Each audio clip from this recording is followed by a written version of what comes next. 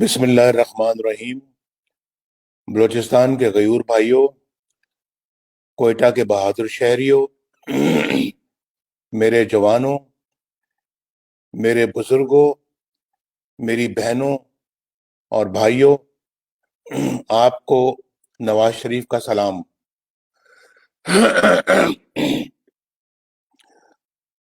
آج یہ اتنا بڑا جلسہ دیکھ کر میرا یقین اور بھی پختہ ہو گیا ہے کہ انشاءاللہ اب ووٹ کی عزت کو کوئی پامال نہیں کر سکے گا۔ پامال کرنا تو دور کی بات ہے، انشاءاللہ اب ووٹ کی عزت کی طرف کوئی میلی آنکھ سے بھی دیکھ نہیں سکے گا۔ جو جذبہ مجھے گجرانوالہ میں نظر آیا، وہی جذبہ میں نے کراچی میں دیکھا، اور الحمدللہ آج وہی جذبہ اور جوش و خروش میں کوئٹہ میں بھی دیکھ رہا ہوں۔ بھائی اور بہنوں، وقت آ گیا ہے۔ معاف کیجیے، میرا گلا مسلسل خراب ہے کچھ دنوں سے۔ وقت آ گیا ہے بھائی اور بہنوں کہ ہم اپنی تقدیر بدلنے کے لیے اب اٹھ کھڑے ہوں۔ اللہ تعالیٰ بھی انہی کی مدد کرتا ہے جو اپنی مدد آپ کرتے ہیں۔ اللہ کا شکر ہے کہ پاکستان کے ہر گوشے کے عوام اپنی قسمت بدلنے کے لیے ایک ہی قافلے کا حصہ بن گئے ہیں۔ آج مجھے اپنے دوست خاصل خان بزنجو کی بڑی شدت سے یاد آ رہی ہے۔ وہ اپنے والد مرحوم کی طرح جمہوریت کے سچے اور کھرے علم بردار تھے۔ ان کی موت میرا ذاتی نقصان تو ہے ہی، لیکن یہ ملک و قوم کا بھی بڑا نقصان ہے۔ وہ ہر فورم پر جرت اور بہادری کے ساتھ اپنا موقف پیش کرتے اور تمام خطروں سے بے نیاز ہو کر سچی بات کہتے تھے۔ اللہ تعالیٰ انہیں اپنے خاص رحمتوں سے نوازے۔ مجھے کل معلوم ہوا ہے کہ محسن داوڑ اور ندیم اصغر کو کوئٹہ ایئرپورٹ پہ سیکیورٹی کے نام پہ گرفتار کیا گیا ہے اور کسی نامعلوم جگہ پہ منتقل کر دیا گیا ہے۔ ہم سب اس عمل کی سختی سے مذمت کرتے ہیں، اور سیکیورٹی کے نام پر اس طرح کے اقدامات ہماری ریاست کو پہلے بھی بدنام کرتے رہے ہیں اور آج بھی کر رہے ہیں۔ بڑے افسوس کی بات ہے اور کہ یہ حکومت کس طرح کے کام انجام دے رہی ہے۔ میرے بھائی اور بہنوں، بلوچستان پر جو گزرتی رہی ہے وہ ایک نہایت افسوسناک کہانی ہے۔ مری، بگٹی، بزنجو اور دیگر قبائل کے ساتھ جو سلوک کیا جاتا رہا، بلکہ جو اب تک ہو رہا ہے، وہ ہم سب کے لیے انتہائی دکھ اور رنج کا باعث ہے۔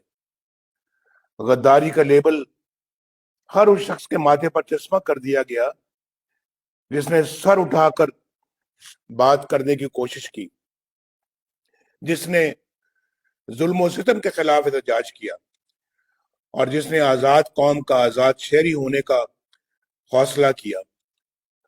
وہ صرف اس لیے باغی اور غدار قرار پائے کہ انہوں نے اپنے آئینی حقوق کے لیے آواز اٹھائی، اور کچھ قتل ہو گئے، کچھ ہمیشہ کے لیے لاپتہ کر دیے گئے۔ ان کی قبروں تک کا کوئی نام و نشان نہیں ہے۔ گم شدہ افراد کا مسئلہ آج بھی ہے۔ ہمارے ہم وطن آج بھی اٹھائے جا رہے ہیں۔ کچھ پتہ نہیں انہیں آسمان کھا گیا یا زمین نکل گئی۔ میں جب بھی گم شدہ افراد کی دکھی ماؤں، روتی ہوئی بہنوں، بیٹیوں اور پریشان حال بچوں کو دیکھتا ہوں تو بے حد تکلیف ہوتی ہے۔ کب تک یہ سب کچھ جاری رہے گا؟ کب تک ہماری ریاستی طاقت خود اپنوں کے خلاف استعمال होती रहेगी। कब तक हम पाकिस्तान के मुहब्बे वतन शहरियों पर बगावत और गद्दारी के इल्जामात लगाते रहेंगे?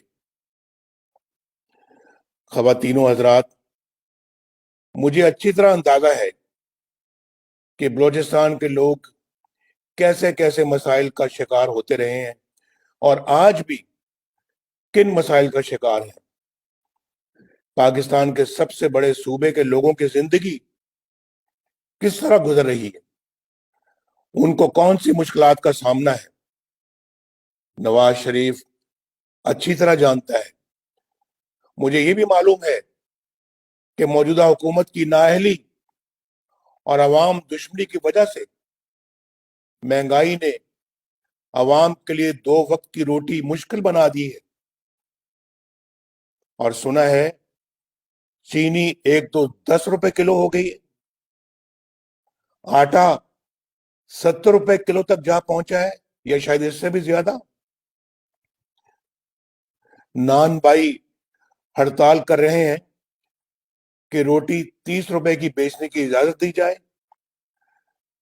ऐसे में सारा दिन मेहनत करने के बाद एक मेहनत कश 2 वक्त 2 रोटियां भी खाए, यानी 2 वक्त सुबह दोपहर और शाम अगर 2 रोटियां भी खाए तो महीने के 3600 रुपए खर्च करने पड़ते हैं। और अगर घर में 6 अफराद हों, जो कि आमतौर पे होते हैं, तो सिर्फ रोटी पर और कुछ नहीं, रोटी पर 21,000 रुपया वो कहां से लाए। चीनी, घी, दालों और सब्जियों की कीमतें आसमान पर पहुंच गई हैं और दवाओं की कीमतें इतनी ज्यादा हो चुकी हैं कि दवाई के अखराजात के बाद घर वालों को समझ नहीं आती कि घर के बाकी अखराजात कैसे पूरे किए जाए। गुर्बत में बेपनाह इजाफे की वजह से लोग अपने बच्चों को मौत के मुंह में जाते हुए देखते हैं, मगर दवाई खरीदने की ताकत नहीं रखते। आज इस तरह के पाकिस्तान में हम रहते हैं, यानी ये मुल्क इस तरह का बना दिया गया है। आज किसान बदहाल है, ज़राअत तबाह, सनतें तबाह, कारोबार तबाह, रोजगार तबाह, पूरा मुल्क की तबाही के गड़े में उतार दिया गया है। मेरे भाई और बहनों, क्या आपने कभी सोचा है कि हम देखते ही देखते इस हाल को क्यों पहुंच गए? क्यों आपको फाकों की तरफ धकेला जा रहा है? क्यों 54 रुपए में बिकने वाली चीनी 110 रुपए की हो गई? क्यों आटा 35 रुपए से 70 रुपए किलो तक पहुंच गया है? और क्यों महंगाई बेकाबू हो गई और अच्छे खासे खाते पीते घराने वाले लोग आज माली मुश्किलात का शिकार हो गए? क्यों तरक्की करता हुआ पाकिस्तान, आगे बढ़ता हुआ पाकिस्तान बर्बाद करके रख दिया गया है? क्यों पाकिस्तानी रुपया आज नेपाली और अफगानी करेंसी से भी नीचे आ गया है? क्यों 5.8% की शरह से तरक्की करता हुआ मुल्क जीरो से भी नीचे आ गया है? क्यों कारखाने लगना बंद हो गए हैं? क्यों सड़कें, शाहराहें और मोटरवेज बनना बंद हो गई? क्यों पाकिस्तान दुनिया में तनहा रह गया है? क्यों भारत को कश्मीर हड़प करने की जरूरत हुई? और क्यों हमारे ब्रादर इस्लामी मुल्क भी हमसे दूर हो गए? क्यों सऊदी अरब जैसा हमारा मुखलिस तरीन दोस्त हमसे नाराज हो गया है? कोयटा के भाई और बहनों, इसका सीधा साधा जवाब यह है کہ چند لوگوں کو اپنے ذاتی مفادات اور اختیارات آپ کی آزادی اور خوشحالی سے زیادہ عزیز ہے۔ آئین اور قانون ان مٹھی بھر لوگوں کے مذموم عزائم کے آڑے آتے ہیں۔ نواز شریف ان لوگوں کو اچھا نہیں لگتا، کیونکہ وہ آپ کا منتخب نمائندہ ہے اور آپ کے ووٹ پر کسی اور کا اختیار تسلیم نہیں کرتا۔ وہ آئین شکنی برداشت نہیں کرتا، وہ ڈکٹیشن نہیں لیتا۔ تو فیصلہ ہوا کہ نواز شریف کو نکالو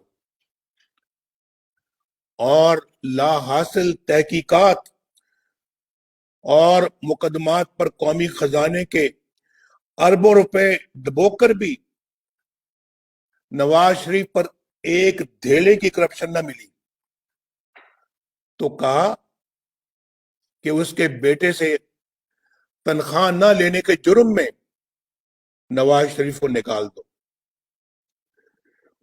اس کو عمر بھر کے لیے نااہل کر دو، اس کو مسلم لیگ نون کی صدارت سے بھی نکال دو، اس کے بھائی شہباز شریف، اس کی بیٹی مریم، حمزہ شہباز شریف اور اس کے سارے خاندان اور ساتھیوں کو، مسلم لیگ نون کے ساتھیوں کو جیل میں ڈال دو۔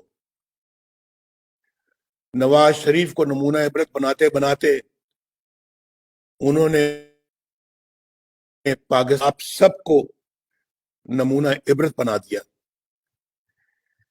اس مقصد کے لیے انہوں نے انتخابات سے پہلے زبردستی لوگوں کو پی ٹی آئی میں شامل کروایا، پھر انہیں جتوانے کے لیے الیکشن کے دن شرمناک ڈرامہ رچایا، پولنگ سٹیشنوں پر قبضہ جمایا، پولنگ ایجنٹوں کو نکال باہر کیا، آر ٹی ایس بند کروایا، رات کی تاریکی میں اپنی پسند کے نتیجے بنا کر 4 دن تک مرضی کے نتائج جاری کرتے رہے، اور تاریخ کی سب سے بدترین دھاندلی کر کے انہوں نے ایک نااہل اور نالائق ترین شخص کو وزیر اعظم کی کرسی پر بٹھا دیا، تاکہ وہ ان سے جرائم پر کوئی سوال نہ اٹھائے بلکہ ان کے اشاروں پر کرتب دکھاتا رہے۔ یہاں سے ملک کی تباہی اور بربادی کا وہ سلسلہ شروع ہوا جو کہ بڑھتا ہی چلا جا رہا ہے۔ ان چند لوگوں کے ذاتی مفادات کی قیمت آپ کو اور آپ کے بچوں کو ان حالات، اس بھوک اور افلاس سے چکانی پڑ رہی ہے۔ میرے بھائی اور بہنوں، آپ عزت والے لوگ ہیں، غیرت والے لوگ ہیں۔ بلوچ اور پختون اپنی شاندار روایات رکھتا ہے، لیکن آپ نے دیکھا کہ کراچی کے عظیم الشان جلسے سے گھبرا کر ان لوگوں نے منہ اندھیرے کراچی کے ایک ہوٹل کے اس کمرے کا دروازہ توڑا اور اندر داخل ہو گئے جس میں مریم نواز شریف اور کیپٹن صفدر ٹھہرے ہوئے تھے۔ کیا اب یہ لوگ اس پستی میں گر گئے ہیں کہ نہ کوئی اخلاق باقی رہا اور نہ کوئی تہذیب اور نہ روایات اور نہ قدریں؟ یہ کوئی معمولی واقعہ نہیں ہے۔ مجھے حیرت ہے ان لوگوں پر جو اعلیٰ اخلاقی اقدار کی باتیں کرتے ہیں، ماؤں، بہنوں اور بیٹیوں کی عزت کی بات کرتے ہیں، لیکن اب بھی اس حکومت کا حصہ ہے جس نے یہ سیاہ ترین واردات کی ہے۔ کراچی کے اس واقعے نے میری بات کو عملی طور پر ثابت کر دیا ہے کہ ہاں، ریاست کے اوپر ایک اور ریاست مسلط ہو چکی ہے۔ اس غیر آئینی غیر قانونی جبر کی ریاست کی اندھی طاقت نے ریاست کو اپنے شکنجے میں جکڑ رکھا ہے. جب تک کہ یہ غیر قانونی شکنجہ رہے گا میرے بھائیوں بہنوں آپ کے حالات بہتر نہیں ہوں گے, نہیں ہو سکتے. سندھ وفاق کی ایک اہم اکائی ہے, ایک خود مختار صوبہ ہے, وہاں ایک منتخب حکومت ہے, ایک منتخب وزیر اعلیٰ ہے, وہاں ایک آئینی اتھارٹی ہے, لیکن اس کارروائی کی خبر کسی کو نہیں کہ رات کو کس نے آئی جی پولیس کو اغوا کیا, کس نے ایڈیشنل آئی جی کو اغوا کیا, پولیس کے سربراہ اور اعلی افسروں کو اٹھا کر لے جانے کی اتھارٹی کس کے پاس تھی, سیکٹر کمانڈر کون ہے, وہ کس کی طاقت سے ایف آئی آر کٹواتا ہے, کس کے حکم پر چادر اور چار دیواری کا تقدس پامال کیا جاتا ہے, کس کے حکم پر بیڈ روم کے دروازے توڑے جاتے ہیں. اگر صوبے کے وزیر اعلیٰ کو بھی اس کی خبر نہیں تو پھر اس سے بڑا حکمران صوبے میں کون ہے جو اس طرح کے حکم دیتا ہے اور منمانی کرتا ہے. میرے دوستو, پی ڈی ایم اسی غیر آئینی حکمرانی کے خلاف اٹھی ہے, ریاست کے اوپر ریاست کی اس بیماری کے خلاف اٹھی ہے جس نے پاکستان کو اندر اور باہر سے کھوکھلا کر کے رکھ دیا ہے. یہ تحریک کسی ادارے کے خلاف نہیں بلکہ پاک فوج کے مقدس ادارے کی طاقت کو اپنے مفادات کے لیے استعمال کرنے والے کرداروں کے خلاف ہے. نیچے سے اوپر تک فوج کے بہادر فرزندوں کو ان کرداروں کے مقاصد کا کچھ پتہ ہی نہیں ہوتا, کچھ علم ہی نہیں ہوتا. وہ تو اپنے ڈسپلن میں بندھے رہتے ہیں, وہ تو ملک و قوم کی حفاظت کی لگن میں دن رات ایک کرتے ہیں, لیکن ان سے معصومیت میں انجانے میں ایسے کام لیے جاتے ہیں جس کا نتیجہ قوم کو بڑے نقصانات کی شکل میں بھگتنا پڑتا ہے. طریقہ واردات یہ ہے کہ چند لوگ اپنے گھناؤنے مقاصد پورے کرنے کے لیے قانون توڑتے ہیں, آئین توڑتے ہیں, ملک اور قوم کو نقصان پہنچاتے ہیں, لیکن خود کو بچانے کے لیے نام فوج کا استعمال کرتے ہیں, جبکہ حقیقت میں فوج کا اس سے دور دور کا واسطہ نہیں ہوتا. اس کے باوجود بدنامی کس کی ہوتی ہے؟ ادارے کی ہوتی ہے. اس لیے میں نام لے کر ایسے کرداروں کو بے نقاب کرتا ہوں تاکہ ان کی سیاہ کاریوں کا دھبا میرے ملک کے اداروں پر نہ لگے, میری فوج کی وردی پر نہ لگے. ہماری تاریخ کے بہت سے المیوں میں چند کردار ہی تھے جو اپنے مقاصد اور ذاتی مفاد کے لیے فوج کی بدنامی کا باعث بنے. کارگل میں ہمارے سینکڑوں جاں بازوں کو شہید کروانے اور دنیا بھر میں پاکستان کو رسوا کرنے کا فیصلہ فوج کا نہیں تھا, چند مفاد پرست جرنیلوں کا تھا. ان لوگوں نے صرف فوج کے داری کو نہیں بلکہ ملک و قوم کو ایک ایسی جگہ جنگ میں جھونک دیا کوئی فائدہ حاصل ہو ہی نہیں سکتا تھا. وہ لمحہ میرے لیے انتہائی تکلیف دہ تھا جب مجھے یہ پتا چلا کہ ہمارے بہادر سپاہی یہ دہائی دیتے رہے کہ ان دور افتادہ چوٹیوں پر خوراک نہیں لیکن اسلحہ تو بھجوائیں. وہ فوجی جنہیں اس جنگ کے پیچھے اصل عزائم کا پتہ ہی نہیں تھا، جنہیں ملک و قوم کی سربلندی کے نام پر محاذ پر بھیجا گیا تھا، جانوں کے نذرانے دیتے رہے، لیکن ملک و قوم کو کیا حاصل ہوا؟ کارگل آپریشن کے پیچھے وہی کردار تھے جنہوں نے اپنے ان گھناؤنے جرائم پر پردہ ڈالنے اور سزاؤں سے بچنے کے لیے 12 اکتوبر 1999 کو بغاوت کی اور مارشل لاء نافذ کیا۔ یہ پرویز مشرف اور اس کے چند ساتھی تھے جنہوں نے فوج کے ادارے کو اپنے مذموم مقاصد کے لیے استعمال کیا، بلکہ بدنام کیا۔ ہاں، میں ان لوگوں کو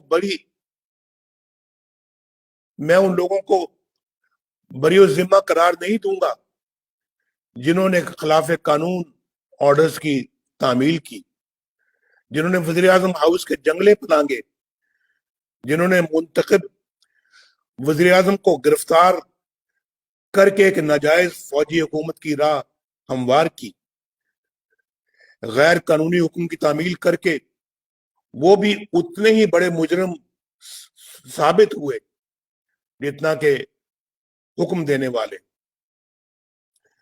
میرے بھائیوں اور بہنوں، انہی لوگوں نے محب وطن اکبر بگٹی کو شہید کیا۔ انہی لوگوں کو محترمہ بینظیر بھٹو نے اپنی شہادت سے قبل لکھے گئے خط میں اپنی موت کا ذمہ دار ٹھہرایا۔ انہی لوگوں نے بلوچستان اور سندھ میں ہمارے فضائی اڈے غیروں کے ہاتھوں میں گروی رکھے۔ آپ جانتے ہیں جہاں سے ڈرون اڑتے تھے۔ انہی لوگوں نے 12 مئی کراچی اور لال مسجد اسلام آباد جیسے قتل عام کروائے۔ ہمارے غیرت مند بلوچ بھائیوں اور بہنوں کی محرومیوں کے ذمہ دار بھی یہی لوگ ہیں۔ ان واقعات سے جہاں آپ نے دکھ اور پریشانیاں اٹھائیں، وہاں مٹھی بھر لوگوں نے بے شمار فائدے اٹھائے۔ پرویز مشرف کے ذاتی اکاؤنٹوں میں اربوں روپیہ کیش پڑا ہوا ہے، اس کے ثبوت بھی موجود ہیں، لیکن نیب یا عمران خان کسی میں جرت نہیں کہ کوئی کارروائی عمل میں لائی جا سکے۔ اسی طرح ہماری منتخب حکومت کے خلاف سازشوں کا جال بننے کے لیے دھرنے کروائے، انتخابات میں دھاندلی کروائی اور ایک نااہل شخص کو ملک پر مسلط کرنے کا فیصلہ بھی فوج کے ادارے کا نہیں تھا۔ یہ فیصلہ فوج کا نہیں تھا، بلکہ چند کرداروں کا تھا۔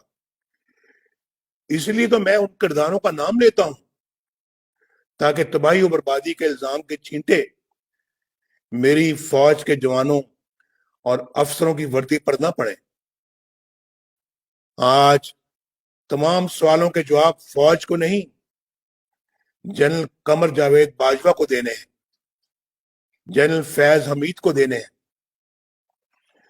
جنرل باجوہ صاحب، آپ کو 2018 الیکشن میں پاکستان کی تاریخ کی سب سے بڑی دھاندلی اور عوام کے مینڈیٹ کی چوری کا حساب دینا ہے۔ جنرل باجوہ صاحب، آپ کو ارکان پارلیمنٹ کی ہارس ٹریڈنگ کا حساب دینا ہے، اور جنرل باجوہ صاحب، آپ کو آئین اور قانون کی دھجیاں بکھیرتے ہوئے عمران نیازی کو عوامی مینڈیٹ کے خلاف وزیر اعظم بنانے کا حساب دینا ہے۔ آپ کو اس حکومت کی تمام ناکامیوں کا حساب دینا ہے، اور آپ کو اس قوم کو مہنگائی، غربت اور فاقہ کشی کی طرف دھکیلنے کا بھی حساب دینا ہے۔ جنرل فیض صاحب، آپ کو جواب دینا ہے کہ آپ نے کیوں ایک حاضر سروس جج کے گھر جا کر ان پر آئین اور قانون کے خلاف فیصلہ کرنے کے لیے دباؤ ڈالا۔ کیوں آپ نے انہیں وقت سے پہلے ہی اسلام آباد ہائی کورٹ کا چیف جسٹس بنوا دینے کی پیشکش کی؟ کیوں آپ نے نواز شریف اور اس کی بیٹی مریم نواز کو الیکشن ہو جانے تک جیل میں رکھنے کی درخواست کی؟ وہ کون سی 2 سال کی آپ کی محنت تھی جو نواز شریف کو رہا کرنے کی صورت میں ضائع ہو جانے کا اندیشہ تھا؟ بتائیے، آپ نے کہا تھا کہ ہماری 2 سال کی محنت ضائع ہو جائے گی اگر آپ نے نواز شریف کو اور مریم نواز کو رہا کیا۔ آپ نے تو آئین کی پاسداری کرنے کا حلف اٹھایا تھا، کیوں آپ نے اپنے حلف کی خلاف ورزی کی؟ کیوں ڈیفائی کیا آپ نے اپنے حلف کو؟ آپ نے تو سیاست میں دخل نہ دینے کا حلف اٹھایا تھا، کیوں آپ نے اپنے حلف کی خلاف ورزی کی؟ کیا فیض آباد دھرنا کیس آپ کے خلاف چارج شیٹ نہیں؟ کیا سپریم کورٹ نے آپ کے خلاف کارروائی کا حکم نہیں دیا؟ اس کے باوجود آپ کی نہ صرف بطور لیفٹیننٹ جنرل ترقی ہوئی بلکہ آپ کو ISI کے سربراہ کا عظیم الشان منصب بھی عطا ہوا، جبکہ جسٹس قاضی فائز عیسیٰ کے خلاف ایک ریفرنس دائر ہوا تاکہ وہ آپ کی نظر ثانی کی درخواست سن نہ سکے۔ واہ واہ، کیا کیا آپ نے جنرل فیض! یہ آپ کے حلف توڑنے کی صرف ایک مثال ہے، ایک۔ آپ پچھلے کئی سالوں سے بے دھڑک سیاست میں مداخلت کیے چلے جا رہے ہیں۔ آپ نے اپنے حلف کے ساتھ بے وفائی کی ہے۔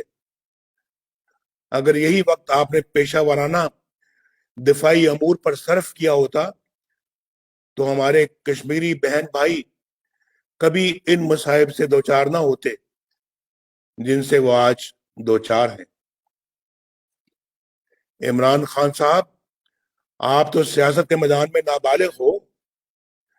بار بار کہتا ہوں میں کہ ہمارا آپ کے ساتھ مقابلہ ہے ہی نہیں۔ ہمارا مقابلہ آپ کے لانے والوں کے ساتھ ہے، آپ کے ساتھ نہیں ہے۔ ہمارا مقابلہ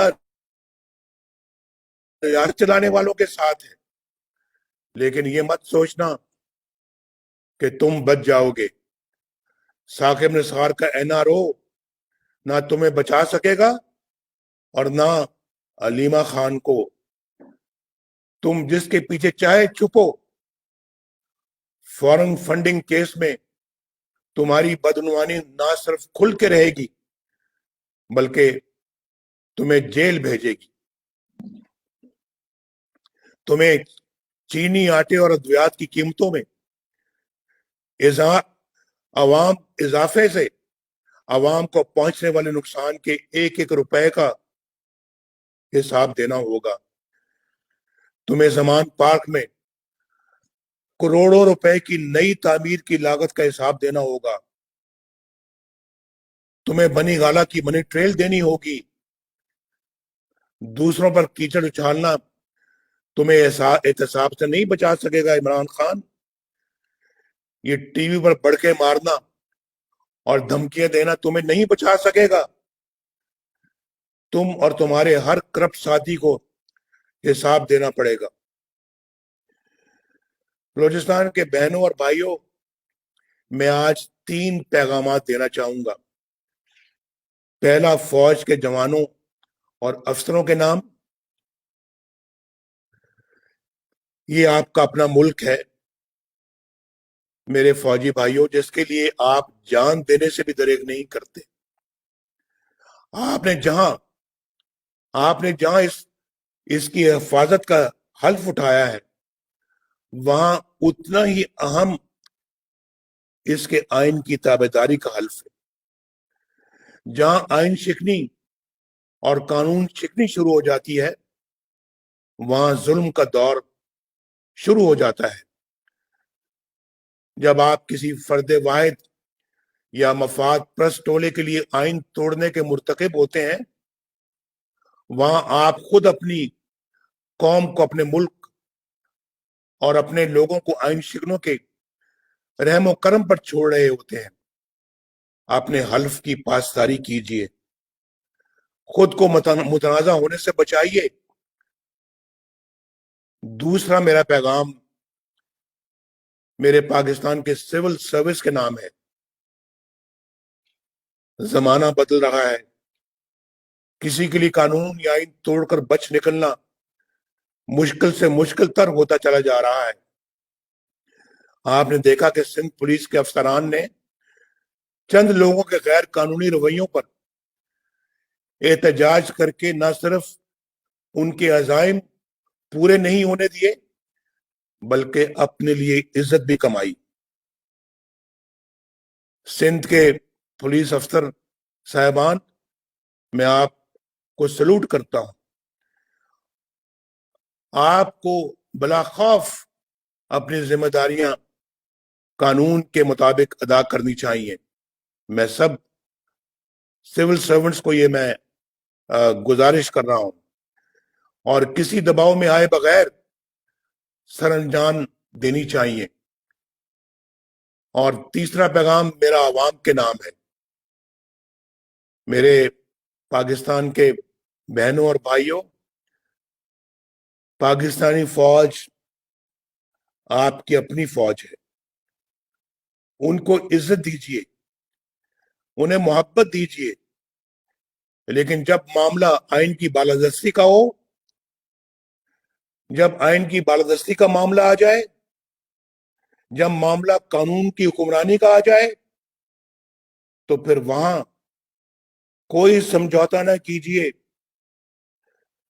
کوئی فوج اپنے لوگوں کے خلاف نہیں لڑ سکتی۔ پرامن احتجاج آپ کا آئینی حق ہے، جس سے آپ کو کوئی محروم نہیں کر سکتا۔ آزادی اظہار آپ کا آئینی حق ہے، جو آپ سے کوئی نہیں چھین سکتا۔ ووٹ اور حکومت سازی آپ کا بنیادی حق ہے، جو آپ کے اس حق کو چھینے وہ آپ کا حال اور مستقبل آپ سے چھیننے کا مرتکب ہوتا ہے۔ وہ آمر ہے، غاصب ہے، آئین شکن ہے۔ آپ اپنے حق کو استعمال کیجئے۔ کسی مفاد پرست ٹولے یا کچھ مٹھی بھر لوگوں کو اپنی آنے والی نسلوں کی تقدیر کے ساتھ کھلواڑ کرنے کی اجازت مت دیجیے۔ اگر آج آپ نے اپنے حقوق کو حاصل کرنے میں کامیابی حاصل کر لی تو انشاءاللہ آپ اپنے حالات سنوار لیں گے۔ اگر ایسا نہ کر سکے تو پھر بہانے کا کوئی فائدہ نہیں ہوگا۔ کوئٹہ والوں، عمران خان کی بیساکھیوں پر کھڑی حکومت کو انجام تک پہنچانے کا وقت آ گیا ہے۔ وقت آ گیا ہے کہ ہم ان تمام لوگوں سے جواب طلب کریں جنہوں نے آئین اور قانون کے ساتھ کھلواڑ کر کے آپ کو ان حالات سے دوچار کیا ہے۔ کوئٹہ والوں، سوچ کر بتاؤ، کیونکہ پورا ملک آپ کی آواز سن رہا ہے۔ کیا تم اس جدوجہد میں نواز شریف کا ساتھ دو گے؟ کیا تم اس جدوجہد میں پی ڈی ایم کا ساتھ دو گے؟ کیا اس جدوجہد میں ہم سب کا ساتھ دو گے؟ پاکستان زندہ باد۔